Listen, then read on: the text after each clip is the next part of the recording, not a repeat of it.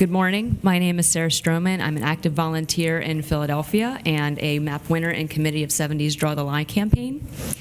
Today I have the pleasure of introducing David.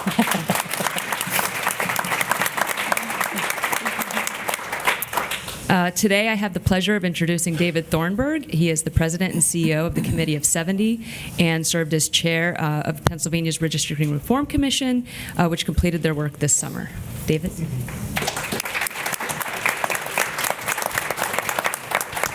Thank you, Sarah. Sarah did me and you a great favor by keeping it short and sweet and to the point, because Carol tells me I have 10 minutes to tell you about how we spent 9 months in the Redistricting Reform Commission.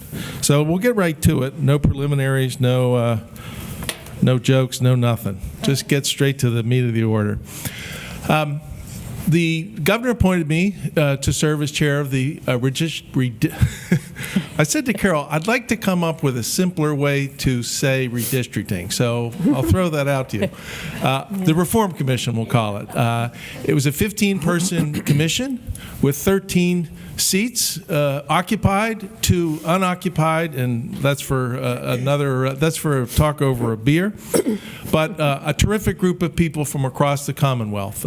Former elected officials like Kathy Dahlkemper from Erie, Charlie Dent from the Lehigh Valley, community leaders like Charmaine Matlock-Turner from Philadelphia area, Wes Pegden from Carnegie Mellon out in Pittsburgh, and a really just a vibrant group of folks who took this quite seriously and gave up lots of time over the course of that 9 months to complete our work. So, what do we do? What do we hear? What does it mean? What do we recommend?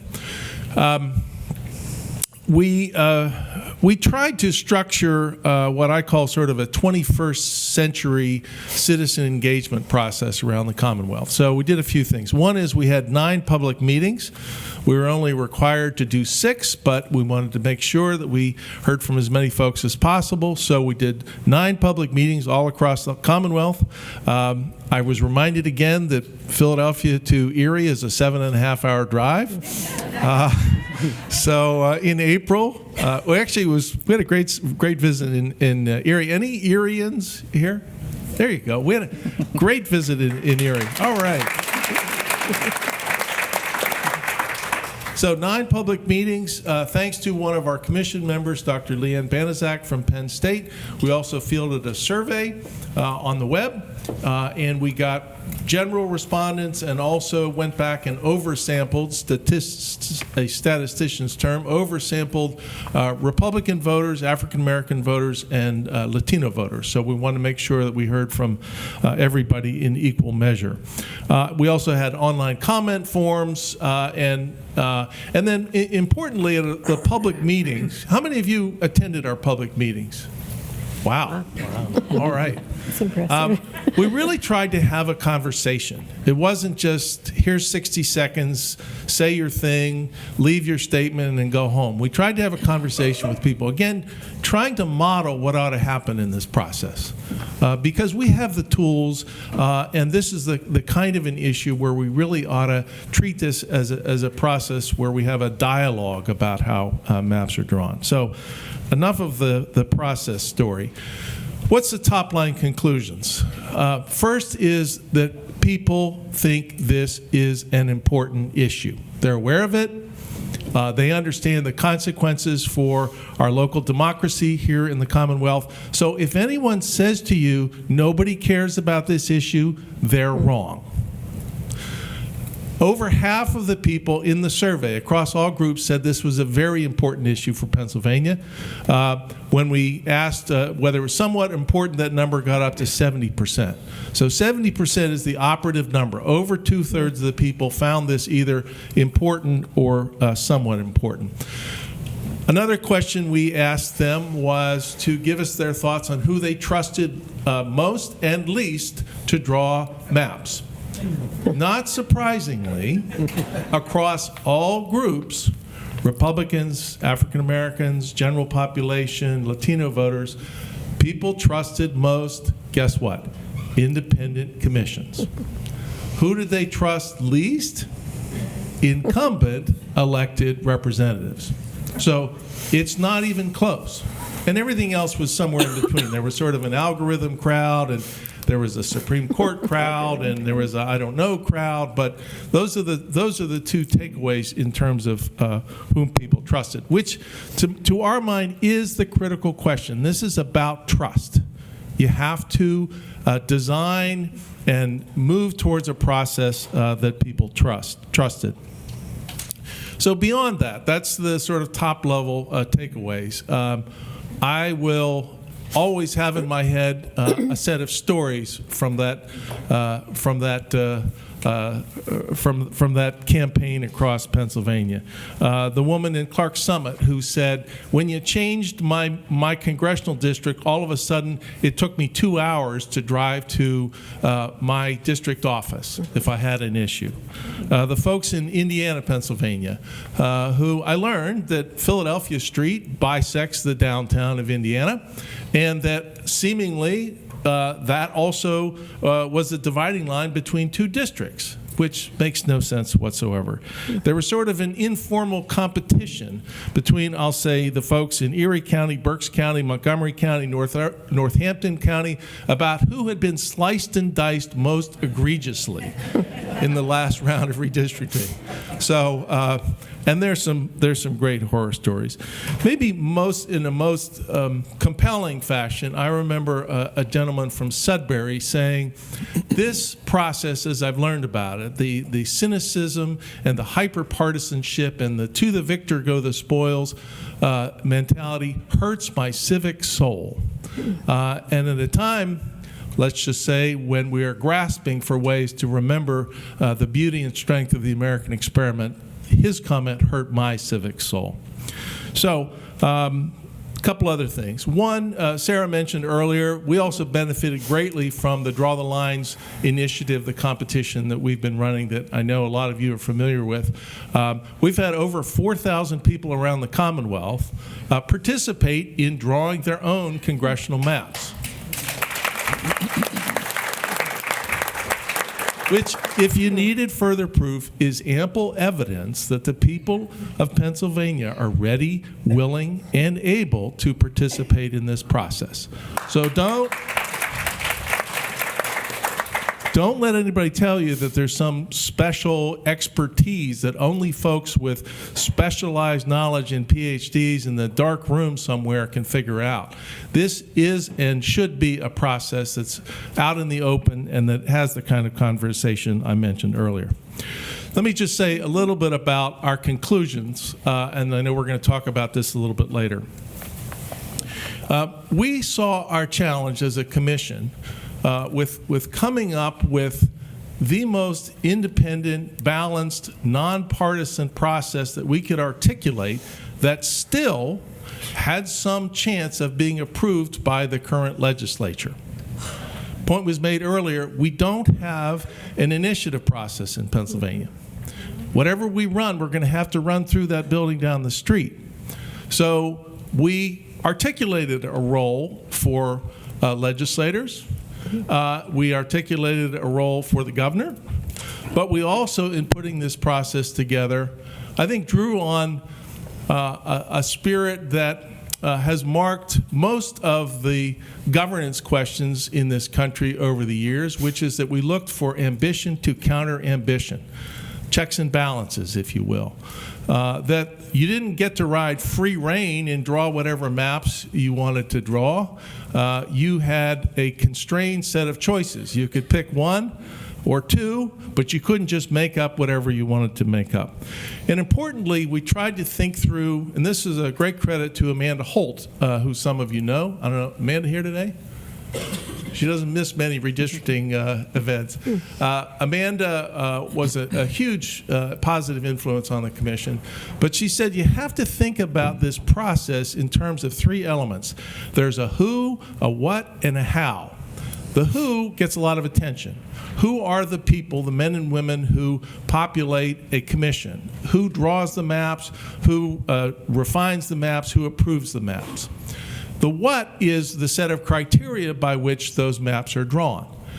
And then the how is the process, most importantly, the citizen engagement and the transparency that flows around that. So our conclusion, and we gave this our best shot, is again a duly constituted group of public-spirited citizens from around the Commonwealth, our best shot at weaving together the who, the what, and the how that put together that we hope this sufficiently independent but practical approach to drawing maps here in Pennsylvania. So our report was submitted in early fall. Goes into I said to somebody, there's a moving target of legislative options and choices that we hope and trust will get serious consideration as we move forward later this fall and into next spring. I guess I'll just conclude by saying you should be proud of the work. I'm extraordinarily proud of the work that we did on the commission. We came to a consensus around our recommendations. There were no dissenting opinions, so we had a very robust conversation ourselves. And again, it proves that a group of people with the right kinds of focus on the public interest can really do a terrific job in coming to a fair conclusion on this issue. So thanks for giving me a couple minutes to share that. I look forward to joining the panel here.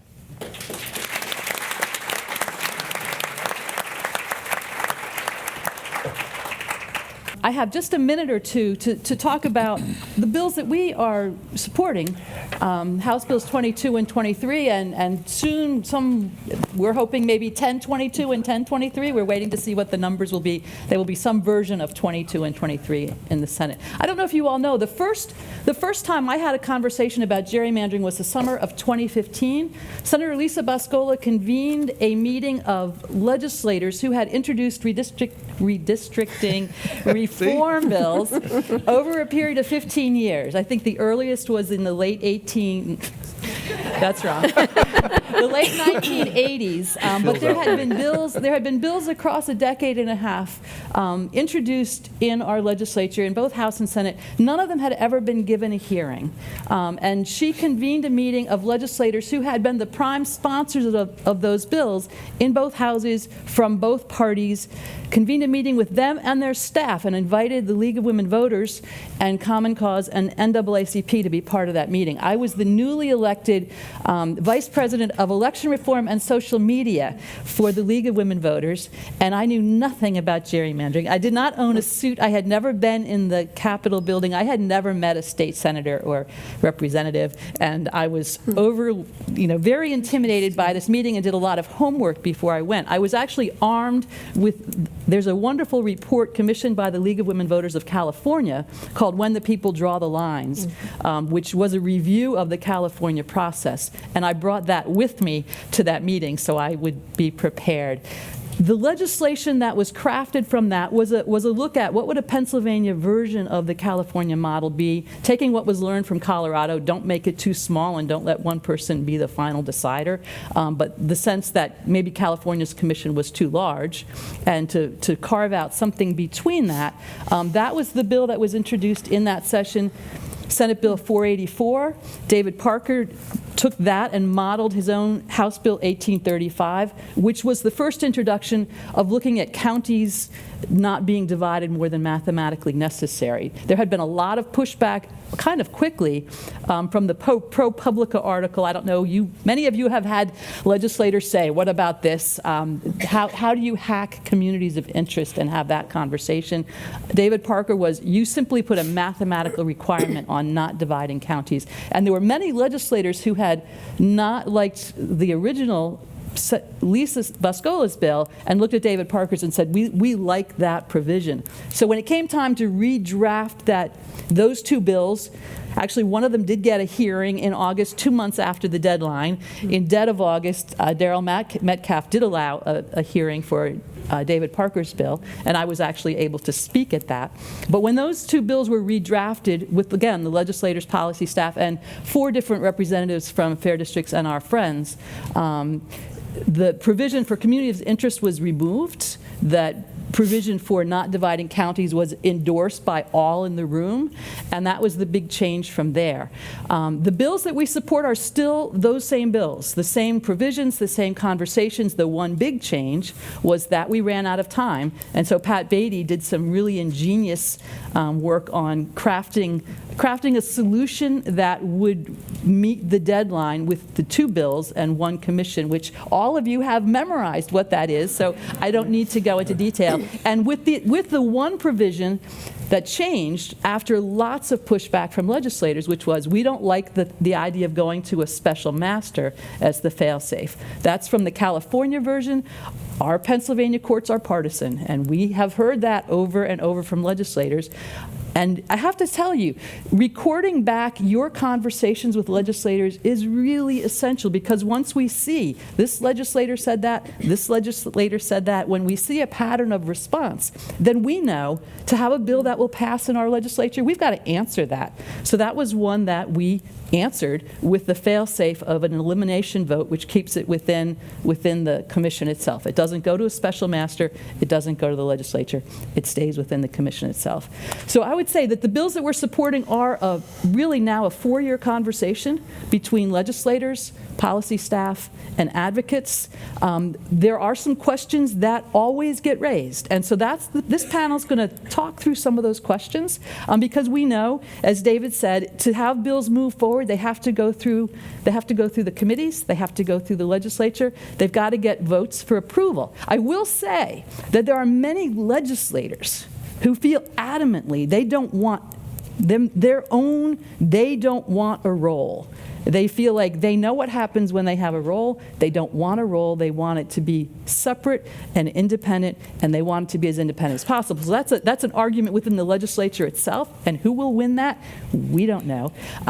But our question here is, what are provisions that we can have as we move into a negotiating phase? And we did obviously negotiate on Senate Bill 22 with Senator Fulmer. David was in the room when that happened. I was in the room. Part of the question is, how do we make sure that we're listening to our grassroots constituency when we negotiate, and have in mind, what are your bottom lines? What matters? So we do have on the wall, Drew, where is it on the wall? Where did Drew go? So out there, when you go to lunch, there's a couple things out there when you go to lunch. One of them is, we're not going to have time for your questions. I'm going to give these folks questions. They're going to answer them. You're going to be thinking, no, I disagree with that, or yes, that's right. We've got some places for you to grab a sticky note and put your thoughts on the wall to say, I am adamantly against this, or I am very much for this, or here's an idea you ought to think about. Put that on the wall out there. Drew, what's the one other thing out there? Objections. What you're hearing in terms of responses to being against gerrymandering. So when you talk to legislators, are there things that you hear that we need to know that you have not reported back to us? I hope you have reported them all back. But there's some places where you can write that down as well. That's our plan here. And I have shared some of these questions with our folks here. And I actually have kind of suggested who I might ask first, but they're welcome to jump in at any point. The first question you have all heard, which is, who picks the pickers? And that was a question at the very beginning. The model in California assumes that there is some kind of independent, nonpartisan body. The legislators sat around the table and thought, there is nothing remotely nonpartisan in Pennsylvania. There is nobody that we trust in Pennsylvania. Who picks the pickers? So I would like the California folks to tell us who picks in California, who screens people. But then we're going to hear from Jessica a little bit about other states and how they've tackled this. And then David's going to give his thoughts, and then anybody else can weigh in. So we'll start there. Okay. In California, the California State Auditor is the only nonpartisan state-level office. The State Auditor is appointed by a bipartisan legislative order. They used 3 very experienced auditors. There were more than 3, but there was a panel of 3 that did the evaluating in each section of the selection process, they had to be auditors with at least 10 years' experience. And they had to represent the same party pools that the commission pools represent. So it was a Republican, Democrat, other, that handled a very lengthy process of reviewing written essays and 90-minute interviews, all of which is public record. The interviews were live streamed. And the first step, I should say, the first step was just a very check the boxes vetting whether you had any apparent conflicts of interest, such as, you know, you were married to a legislator or you were currently working as a lobbyist, that sort of thing. I think it's, so fortunately, unfortunately, redistricting is different in every state, and sometimes down to the county, city level as well. You know, in addition to the California model, there's the Arizona model where legislators, the majority of each house, the minority of each house, pick 2 people, and then they get together and pick a chair, an independent chair. Of course, that has its own problems when your legislator tries to impeach your independent chair. There are other models, like the model in Iowa, where it's actually independent legislative staff that draws the maps, and then they go through the legislature and have to be approved by the courts. I think most of the commissions that are being developed are through this a similar application process where they have to select. There have to be a certain amount of major party, in the state, and a certain amount of the next major party, and then there's like a group of people who are unaffiliated with any political party whatsoever. And sometimes it gets whittled down by legislators, sometimes it gets whittled down by a state auditor or a secretary of state, and then it goes on from there for however many you need. David, you have an interesting selection process in your proposal. Sure. Let me just give it a quick run through. First thing we said was, let's envision an 11-person commission. I think to Carol's point, it's sort of big enough so that it would be harder to game. I mean, that's a lot of what you have to think about, is if you wanted to, how difficult can we make this to sort of run the table, as it were. We said the governor gets 1 pick. That's the chair, but it's a non-voting chair. So we're trying to encourage that the governor's pick would essentially be like an arbitrator or a foreman of the jury who's trying to move the group towards a decision and consensus.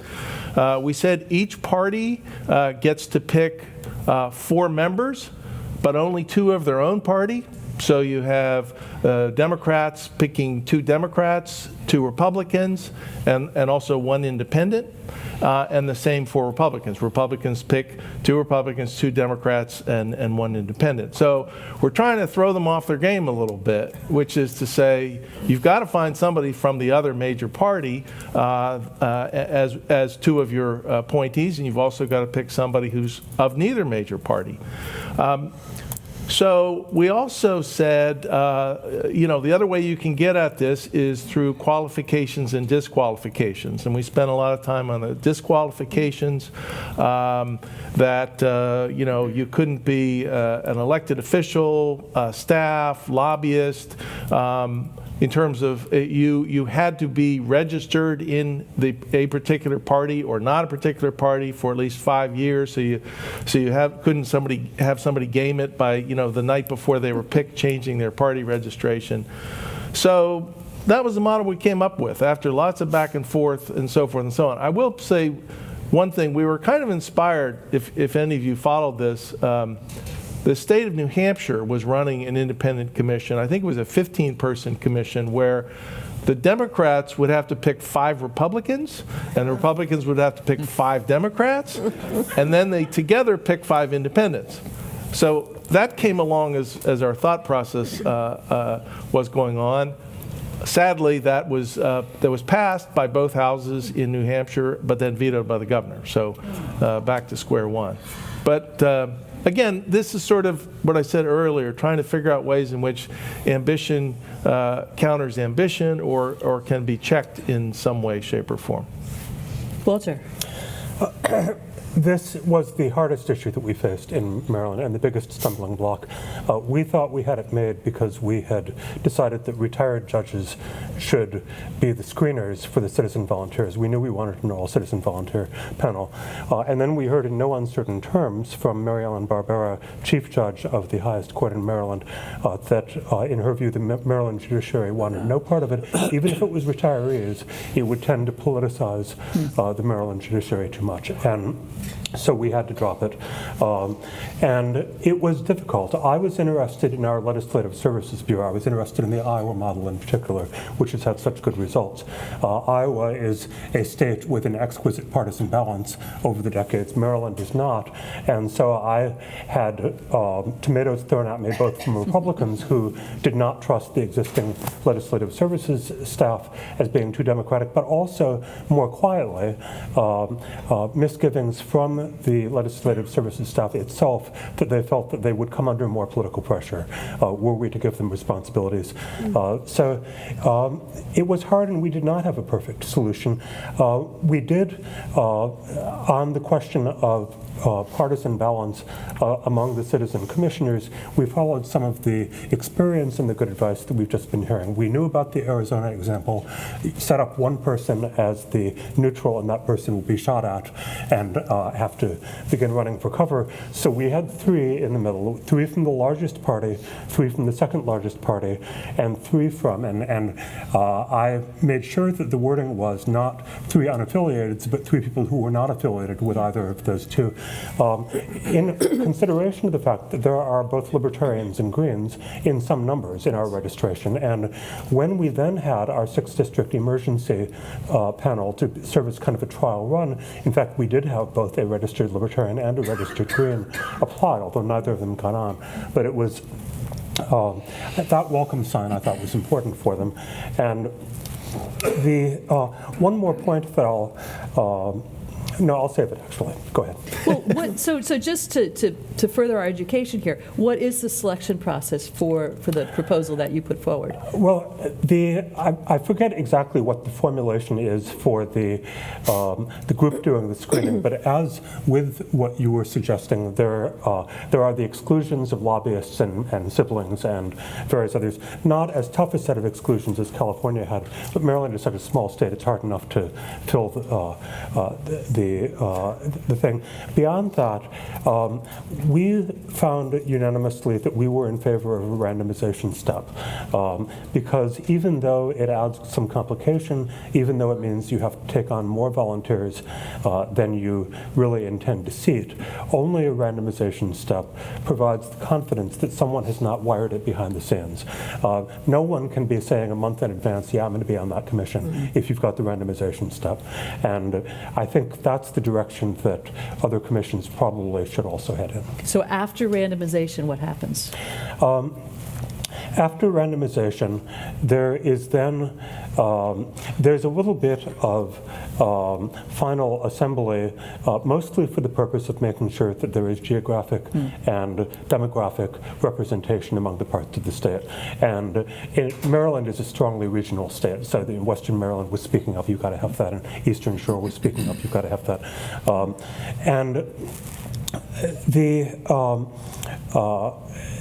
So yeah, I mean, conceivably there could be an impasse if people were not bent on making the process work, and we had to decide what to do in cases of impasse. But generally, Maryland is a state where so many things are already done that way. We are, although we have a long drive from Ocean City to Garrett County, nonetheless, we are, in general, a state where people can get together and meet on the same day and then all go home and sleep in their own beds. So Maryland is used to doing things, and coziness can be good. You know, coziness obviously can have dangers, and that's what we had to balance. We wanted something that was friendly enough so that people would not be afraid to volunteer for it. We did not want it to become cozy in the current sense. Does anybody else have anything they want to say on the selection process? It is probably one of the thorniest, so any other thoughts or questions? Walter, yes. I mean, not Walter, Jason. Sorry. I would say my observation, based on experience, is you can find people in the other party who aren't really in the other party. You know what I mean? In Western Pennsylvania in particular, there's a long history of family generational Democratic registration, but they don't really ever vote Democrat, and they certainly don't lean that way politically. So I don't think just having a Republican-nominated Democrat and vice versa solves the problem. I like the Michigan model in that it does have randomization, and it excludes most political activists and elected officials. I think to get a fair map, and it is very difficult to do, but you have to eliminate from the selection process everybody who's even tangentially involved in the political process. All the elected officials certainly shouldn't have a role. Party activists, people who are members of party committees. I would maybe even consider on an application for a randomization selection people who've given money to candidates, certainly registered lobbyists. But you know, at that point, you start to wonder who's left. And you don't. If you look at, for example, the college football selection committee for the playoff, right? It's made up of schools who have a vested interest, athletic directors from schools who have a vested interest in the outcome, right? They want their conferences and their schools to be represented in the playoff. But inherent in the process is a level of trust. We, in theory, in that process, are nominating people who are going to set that bias aside, whereas in politics, I don't have that level of trust, right? I don't think that exists. So true randomization and getting out of the process everybody that has anything to do with the political system. Looks like Andre has joined us, so please come and take a seat. Good. Welcome. Thank you for joining us. You could be part of our panel, and it looks like David has a remark. Yeah, this was the conversation we had at the commission, and I just want to make the point that you really have to look at the whole package of the who, what, and the how in balance, because the what again is the criteria. There are folks, Amanda Holt is one of them, who say strict, simple criteria should drive the process, which again is a check against maybe the interests of the folks who are picked, you know, who pick the pickers.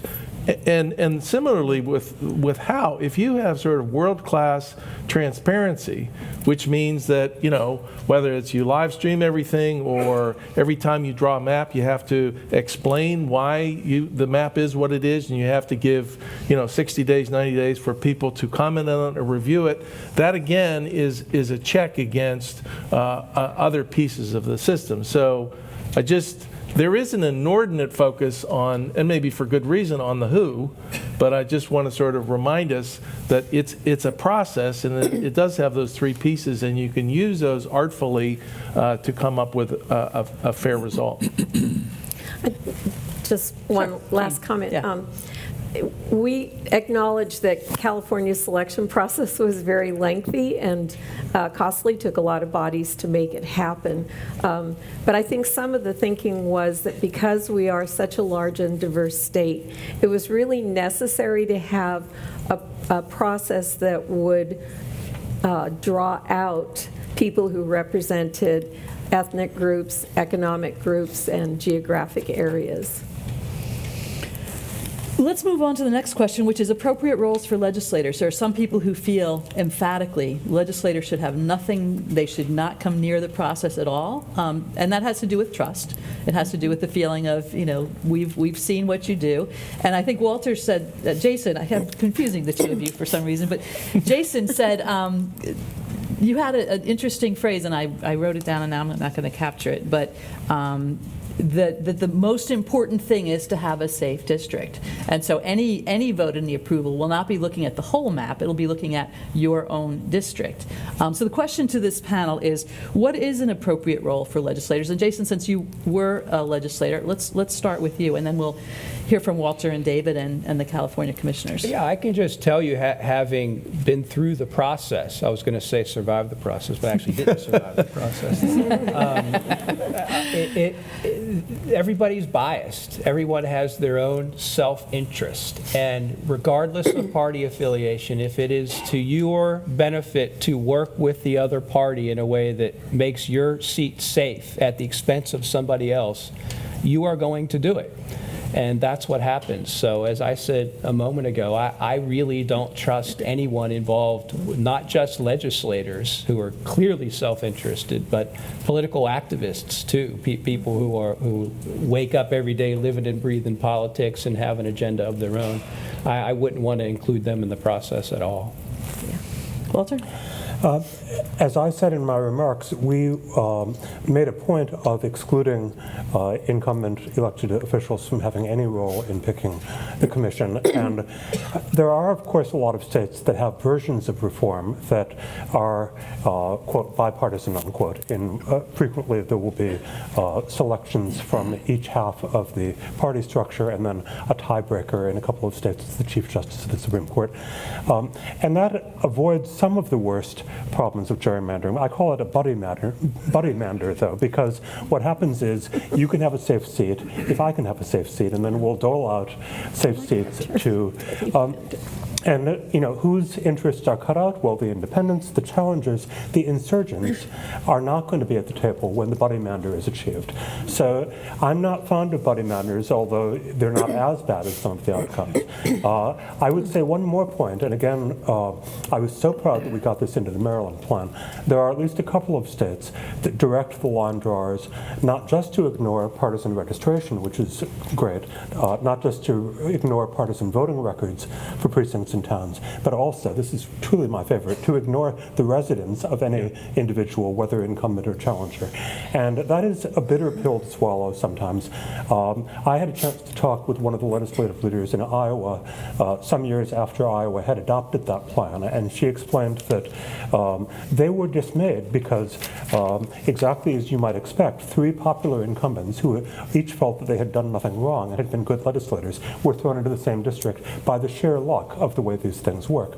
And she said, no, I think that she was smiling because she was the survivor in the resulting primary, but she said, my 2 colleagues wound up landing on their feet because they were talented. They found other roles in public life, and the legitimacy and popularity of the Iowa legislature skyrocketed. People saw, precisely because of such discomfort, that it wasn't being rigged.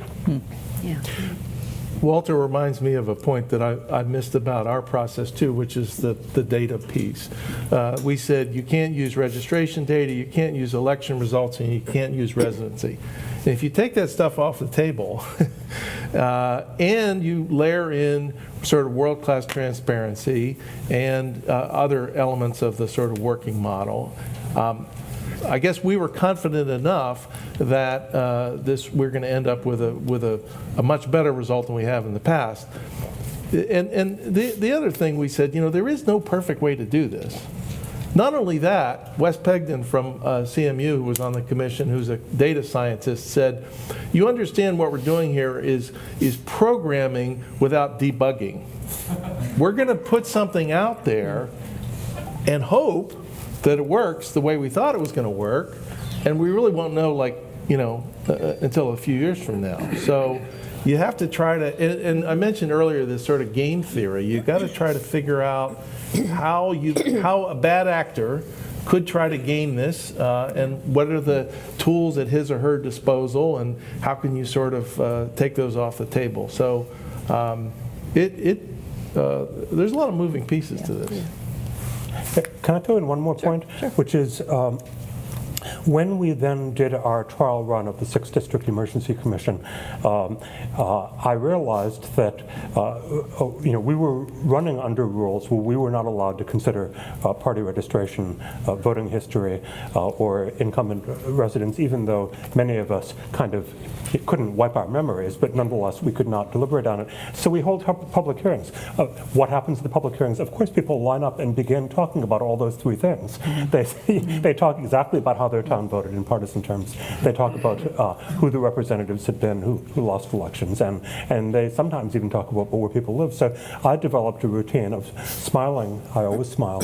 And I said, you, sir or madam, are completely free to tell us those things. We are not free to listen to them. So if we seem to be consulting our phone, that's why. Carol, could I say Yes, please do. I just think the audience, I don't think I've ever told this story publicly, but I think the audience might enjoy it. We when you're in the process of redistricting, and I was a member of the Pennsylvania congressional delegation as this was going on. I was in the minority as Democrats. So you would hear rumors about what's going on. It became pretty clear that I was a target, that my district was targeted. And one of my Republican friends, close friends in the delegation, who I know was good, had a good heart, had passed through somebody else. Altmire's not engaged in this process. Why? We haven't heard from him. He hasn't talked about it. So I went to him and I said, well, the reason for that is because I know y'all are out to get me, and I'm just gonna wait and see what happens. And he said, but I'm not out to get you. I mean, to tell me what. And I said, well, okay. Every map that had been floated included Lawrence County, which is Newcastle and Elwood City, which are Republican trending counties, pretty solidly Republican counties. Now, I said, I have a good, they were in the district to hurt me because they thought it would hurt me. I said, I have a great relationship with those folks. I know the commissioners. I've developed a good rapport with them. I said, I love Lawrence County. Keep that in the district. Guess what happened in the next map that came out? Lawrence County went north into Mike Kelly's district. I never saw it again, and that was a key to why I was unable to survive. So I don't think my friend meant it in that way, but I think he passed along that information to folks who did not have that same intent. So it just really would have been better for me to just sit back and not say anything. So one of the questions that we have had recently is that there are legislators who say, look, we're happy with an independent commission, we're happy with not using voter data, that's all fine, transparency, public input. We believe the legislature should have the final approval. Question to you. Should they have the final approval? And then there are some legislators, they're thinking about this and they're having conversations. Thank you for reporting these back. This is huge. If you haven't gotten that message, make sure you've heard it. We want you to report back. One of the things that has come out very recently is there are legislators saying, okay, if we're approving, then maybe we're looking at our own districts. What if we're able to disapprove through a supermajority? Would that work? They're negotiating with themselves. I love it. So their question to themselves is, would these folks out here who are bothering us, would they be willing to write that into their bill, that legislators can disapprove a map through a supermajority? Think about how this plays out in game theory. What are your thoughts? Yeah, Walter. This issue came up in Maryland because we had been legally advised that a map being an enactment must, under the Maryland Constitution, go through a legislative process, which resembling the legislative process for other things. And so we knew from the start that we had to give them an up or down shot. We could still arrange the rules in such a way that they would be on the spot and causing a problem if they turned down an otherwise good map. And we could also, within the bounds of the Constitution, not let them tinker with it and then adopt the tinkered one. What we found we could not do, because we were interested in the supermajority idea, eventually a legal opinion came back saying that we couldn't make that part of our plan. It was inconsistent with the Maryland Constitution to create supermajority things that were neither previously in the Constitution. I forget the details, but we were told anyway that we couldn't do the kind of combination of negative approval and supermajorities that had been our wish. So we altered it somewhat. So what did it end up as? It's terrible, but I forget. Okay, But we'll a more conventional one in which they have a majority shot at it, but kind of the public will be looking at them because inconvenience results if they turn it down. Okay. Yeah. So I'd not heard of the supermajority disapproval idea, but as I said, there's this. Once you start thinking about this, all kinds of ideas surface. Our approach to this was that the legislature would have the final approval, but of a very constrained set. So this commission, after deliberations, basically would put out a group of 5 maps, deliberation again, narrow that down to 3, and then the 3 go to the legislature or some subset. They'd have to approve by a supermajority one of those 3, and not to push the analogy too far, but this is a little bit like, if you have a 4-year-old kid at home who desperately wants to dress herself for school and wants to wear the green and the plaid and the, crazy yellow, whatever, rather than saying, sure, whatever wear you want, you say you can have the red shirt or you can have the blue shirt. That's all. You get to choose from one of those two. So it was like a constrained choice that we tried to set up. And again, it seemed with everything else that we put in there, we were confident that we'd end up with a better result. Jeanne? I have more of, I guess, a question to ask, and that is, if, as in our view, the most important part about this process in California was the engagement of the public. So you've had all this input from the public, and now there's an opportunity for someone to say, and even worse, that it's the legislature then that gets to say, sorry. So here's a question for the three of you commissioners, and then Pat will let you have your thought. But the three commissioners from California, the thought of drawing 5 maps, then narrowing it to 3, then handing those off to the legislature. What's your thought on that? I'm curious in terms of process, because what I've heard from you is how proud you are to have collaborated on one that you felt really reflected. Andre, we haven't had a chance to hear from you, so maybe I'll ask you if you would weigh in on that, and then your colleagues can offer a thought if they want to. First of all, good afternoon, everyone. Morning, what time it is. Good morning. My apologies for arriving late. Yeah, I actually I hadn't given that much thought until it was just raised just now, but I tend to go with what's proven for the state of California to work. So that would be my preference. And so I'll just wait until another question comes around, because I need time to think about that. Okay. Yeah, I'm just being honest. I don't want to just shoot off the cuff here. Thank you. So let me fill in some gap. First of all, from the California perspective, the premise is upside down. It's like all of us being wolves up here, and we wear red coats or blue coats, and we're asking the chickens to choose, who do you want to represent you? And so we're not starting at that level. We're actually asking the chickens to find somebody to represent you and disregard the color that's up here. So we start off with that premise that we will not consider any incumbents in our decision making. We will not consider their address, their current boundaries.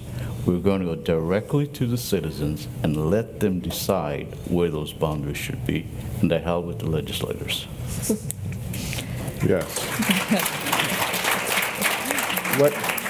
What he said, yes, absolutely. Pat, you were going to offer some thoughts. Well, as I think everybody knows, that our proposal has random selection of the commissioners, and we've stuck by that through all of last session, and that's our position in this session. But I'm also somewhat of a political realist, and as David is too, I think that I have an expectation that at the end of this process, the legislators will have a role. If we're going to get anything out of this, they will have a role. So we have to take that into account. So I don't think it's necessarily anathema. To me, the question is, what happens if they disapprove, whether it's they disapprove by a supermajority or they fail to approve, they can't get enough votes to approve a map, what then happens? And I think if we're in that position and we're asked what should happen, then it should go back to the commission, or it should go somewhere else.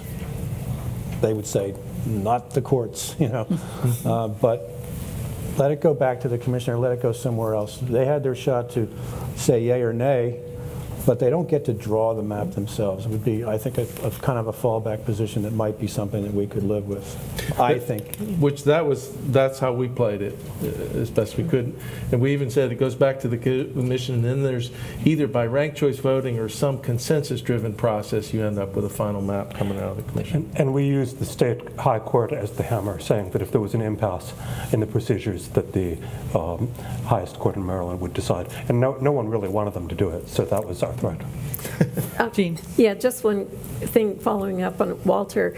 I think it's really important for legislators, or actually, it's important for taxpayers to remind their legislators that if the maps are not approved, or if they are approved in such a way that they still do not reflect fairness, then they are subject to litigation, and that's can be quite an additional expense to the taxpayers. Yeah, that's true.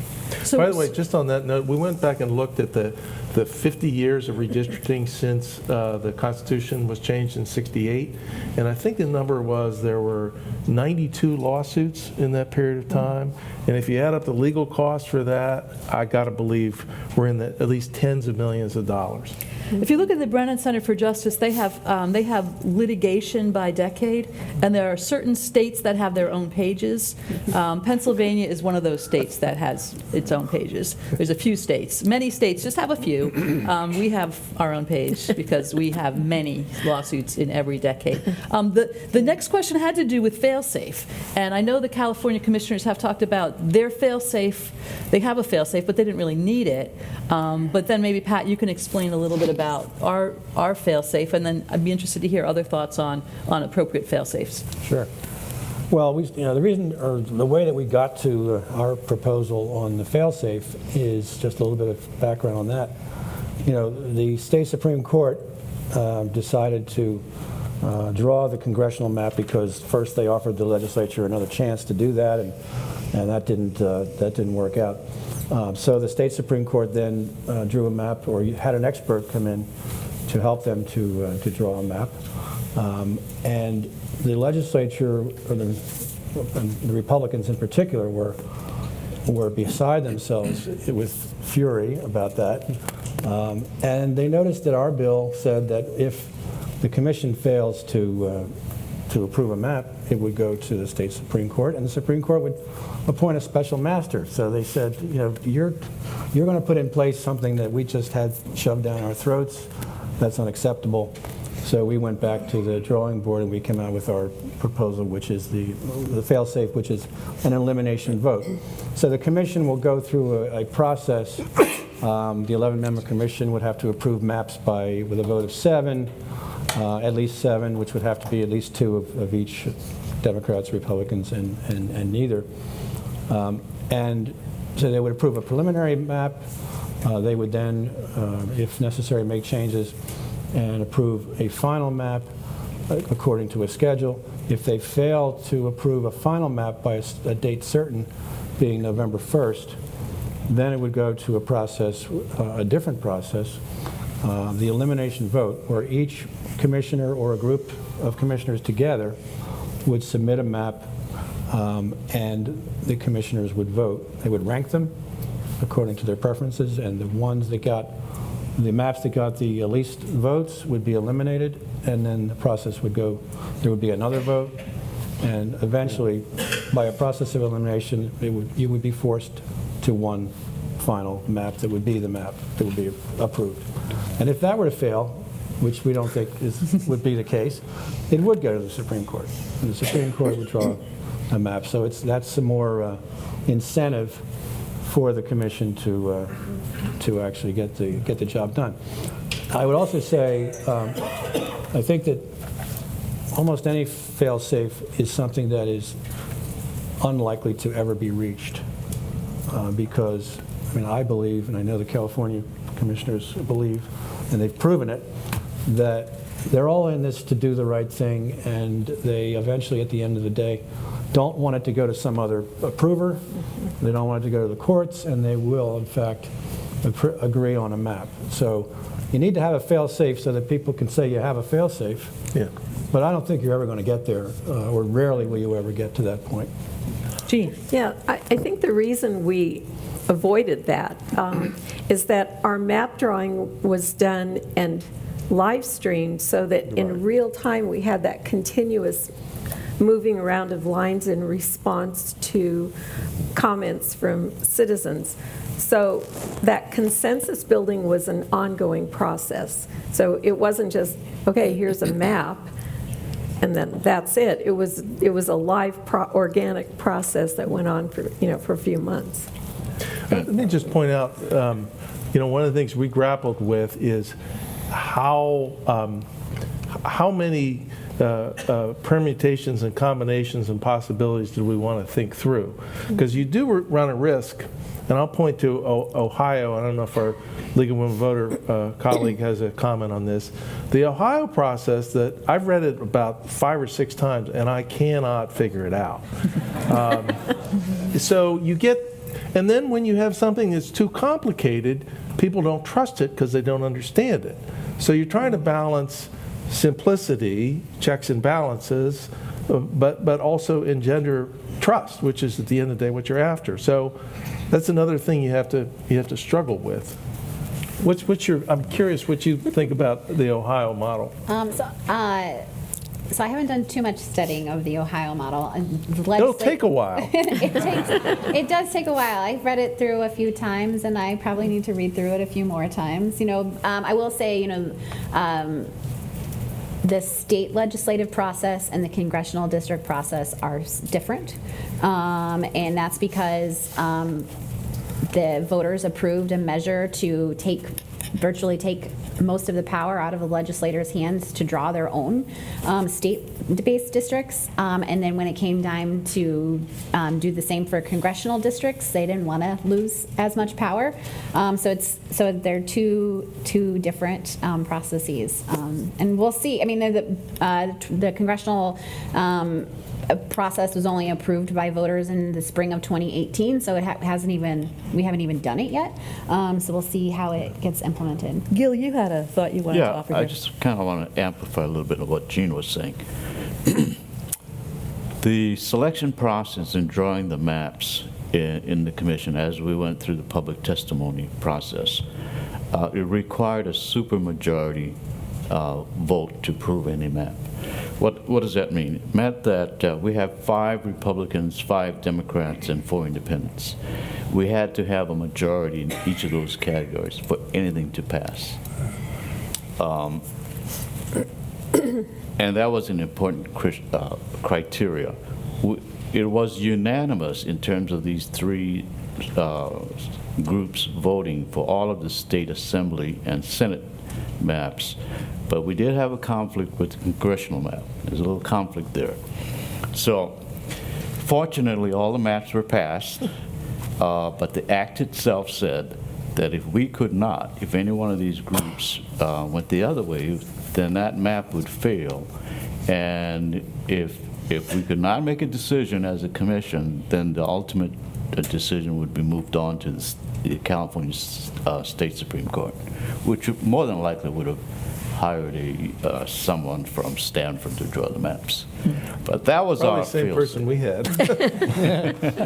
So I think what made our map successful was the very fact that it was inherently transparent. That's right. And it gained the trust from the public. So by what I mean by that is we had a process of a 2-cycle process in getting public input. The first was deliberately, we went out and got public information, just like this. Let's just pretend you're all from your state. And we had a public hearing that Cato put out. The 14 commissioners are out here, and we're asking you, we're not telling you, we're not going to draw anything. We want you to come up to the mic and from each of your counties, have a discussion with us on what is important to you.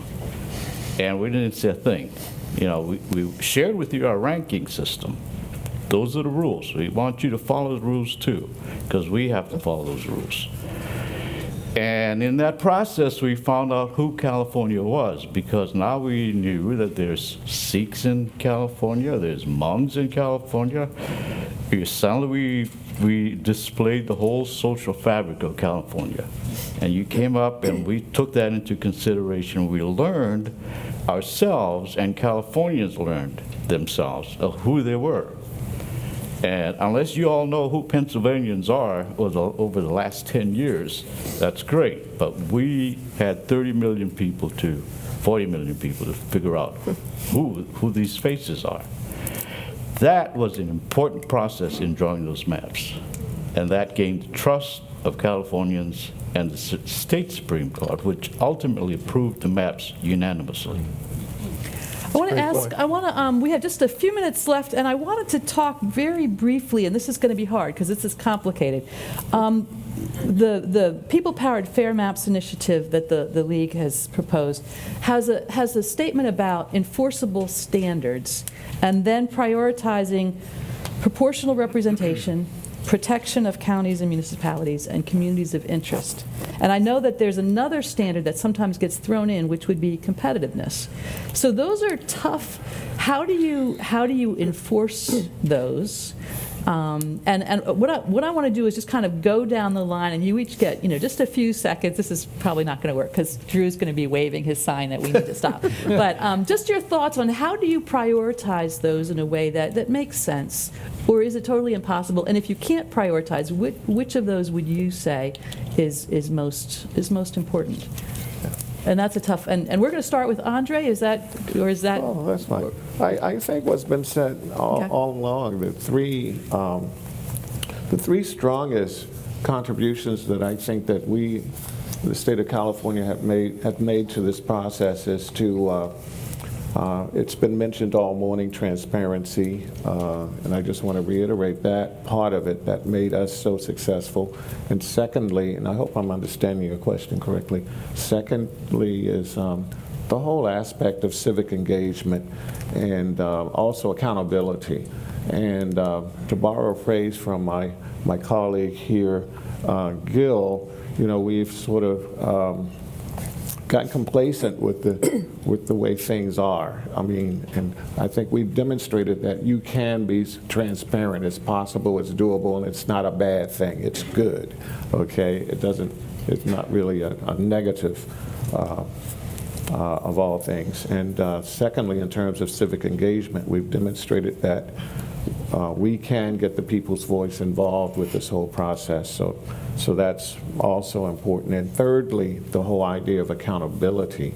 I think we've shown and demonstrated that that is doable, and we've laid down some practical ways in which we've done so, and some measures that we've taken to create some standards. And other than that, those are the takeaways I'd like to, with the few moments we have, that I'd like to share. But that doesn't answer your question directly, but I wanted to get that in. Those are good values and really important. Thank you. Yeah. And I appreciate the fact that you all have taken the interest to bring about change in the state of Pennsylvania, because what you do, the nation is watching. So you're definitely the keystone state, or the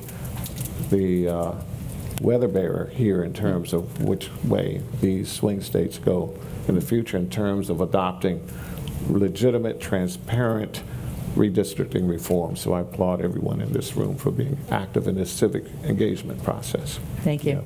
Yeah. Mm-hmm. Pat, do you have a thought for us? With regard to criteria and which ones are criteria, enforceable criteria, or values that need to govern the process. You can interpret the question any way you want. Okay. Yeah, I guess I come at it from a little bit different perspective, in that we have some standards and criteria that are already in our state constitution for compactness, contiguity, and respect for political boundaries, counties, and municipalities. And those have been accepted. They've been in the Constitution for a long time as they apply to state legislative districts. And our state Supreme Court adopted those standards for congressional districts when they drew the new map, the new congressional map. So I think that they are important because we accept them, and I don't think anyone says that they are not the correct criteria to apply. So I wouldn't really play around with those too much. Competitiveness, I think, is going to be a tough nut to try to introduce in Pennsylvania, because the immediate reaction will be, and maybe in other states too, I'm sure, there are areas you absolutely cannot make competitive, and you're, as you pointed out, Jason. So you are going to force competitiveness where it doesn't belong, and so I think that's a tough sell, and it would probably not be able to be included in a Pennsylvania law. Thank you. Jason? I see that we're getting our hook over. We're going to here, ignore. so- We're going to ignore that. We're going to work our way. Override. Yep. Well, Fail-safe. in the interest of time, I will, and I've talked about this in my speech, and I've had enough time. I wanted to hear the League of Women Voters comment, because this is your initiative, so I want to make sure before we run out of time that you have the opportunity to speak on it. Okay, well, I'll just go quickly. I mean, I think I agree. I think Jeanne said it earlier today, is, when you have criteria that are, you're reading our position, so enforceable in court, when you're considering communities of interest, when they're contiguous, when you consider all of those factors and all of those criteria, you naturally get competitive districts. And so I think competitiveness comes out of those other criteria that are established. Yeah. Jeanne? Yeah, I would just, Jessica's exactly right. Now, just make the point that the commission did not create the criteria. We did not decide, oh, let's look at this or that.